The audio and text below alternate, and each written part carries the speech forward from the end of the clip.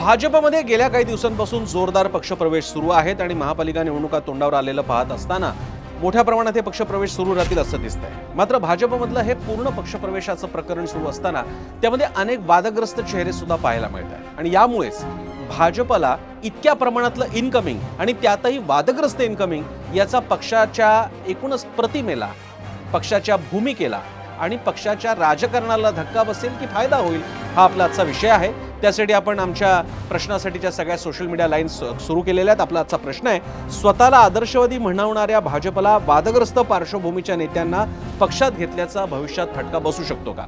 ABP माझाच्या social media handles म्हणजेच x, Facebook, YouTube आणि इंस्टाग्रामवर हा प्रश्न आम्ही टाकलेला आहे, पोस्ट केलेला आहे। खाली पर्याय सुद्धा दिलेले आहेत, तुम्हाला जाऊन हवा तो योग्य पर्याय निवडायचा आहे आणि सहभाग घ्यायचा आहे या पोलमध्ये।